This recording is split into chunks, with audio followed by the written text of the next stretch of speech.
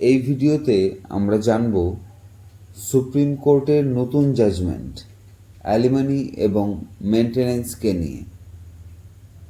Supreme কোর্টের এই judgement নিয়ে যুজবেন্দ্র চাহেল অলরেডি একটি ফানি পোস্ট বা রিয়াকশান দিয়েছেন। এই জাজমেন্টটি শুনে এবং পড়ে দেশের প্রত্যেকটি হাজব্যান্ড খুশি হবে। আমাদের দেশে এটি নিয়ে অনেক দিন থেকেই সমালোচনা চলছে। এই অ্যালিমনি এবং মেনটেন্যান্স ব্যাপারটা মহিলা কেন্দ্রিক, মানে কোনো মহিলা শিক্ষিত, ইনকাম করে, তারপরেও এক্সপেক্ট করা হয় ডাইভোর্সের পর অ্যালিমনি এবং মেনটেন্যান্সের জন্য। কিন্তু রিসেন্টলি দিল্লি হাইকোর্ট জাজমেন্ট দিয়েছে শিক্ষিত এবং ইনকাম করা ওয়াইফদের অ্যালিমনি দেওয়া হবে না। এই জাজমেন্টটিতে দেশের প্রত্যেক হাজব্যান্ড খুশি যাদের ডাইভোর্স হয়ে গেছে। এবং এই জাজমেন্টের রিয়াকশানে যুজবেন্দ্র চাহেল তার ইনস্টাগ্রাম অ্যাকাউন্টে পোস্ট করে বলেছেন, মা কসম খাও, अब इस डिसीजन से नहीं पलटोगे। কারণ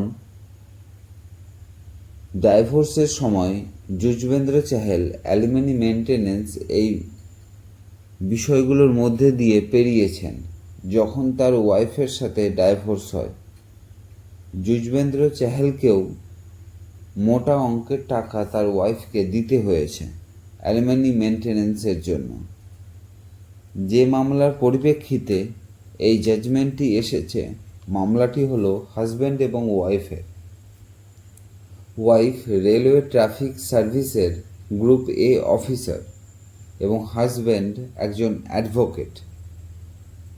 দুইজনারই এটি দ্বিতীয় বিয়ে। 2010 সালের 25শে জানুয়ারি তাদের বিয়ে হয়েছিল, আর 8 মার্চ 2011 সালে তাদের ডাইভোর্স হয়ে যায়। কারণ হিসাবে বলা হয় মেন্টাল এবং ফিজিক্যাল ক্রুয়েলটি করত হাজব্যান্ডের উপর। আর যখন ফ্যামিলি কোর্টে এই ডাইভোর্সের ম্যাটারটি চলছিল, তখন ওয়াইফ বলে, আমি ডাইভোর্স দিব, কিন্তু তার বদলে আমার 50 লাখের অ্যালিমনি চাই। তখন এই পরিপ্রেক্ষিতে ফ্যামিলি কোর্ট বলে, অ্যালিমনি আপনাকে দেওয়া হবে না, কারণ আপনি রেলওয়েতে চাকরি করছেন, ভালো বেতন পাচ্ছে, কিন্তু হ্যাঁ, আপনার ডাইভোর্স হয়ে যাবে। এরপর ফ্যামিলি কোর্টের এই জাজমেন্টকে চ্যালেঞ্জ করে মহিলাটি দিল্লি হাইকোর্টে যায়। তখন এই বিষয়টি স্টাডি করে দিল্লি হাইকোর্ট বলে, মহিলাটির বৈবাহিক সম্পর্ক টিকিয়ে রাখার কোনো আগ্রহ নেই বা হাজব্যান্ড ওয়াইফের মধ্যে ঝামেলা মিটিয়ে নেওয়ার কোনো ইন্টেনশন নেই।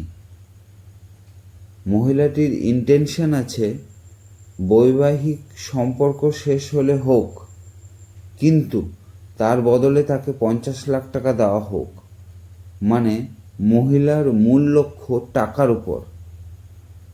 তখন দিল্লি হাইকোর্ট এই পরিপ্রেক্ষিতে ফ্যামিলি কোর্ট এর জাজমেন্টকে সম্মতি দিয়ে বলল, যে কোনো হাজব্যান্ড ওয়াইফ যদি কোর্টের কাছে আসে এবং ডাইভোর্সের জন্য মোটা টাকা দাবি করে, তখন এটি মানা হবে তারা বৈবাহিক সম্পর্ক নিয়ে কখনো সিরিয়াস ছিল না।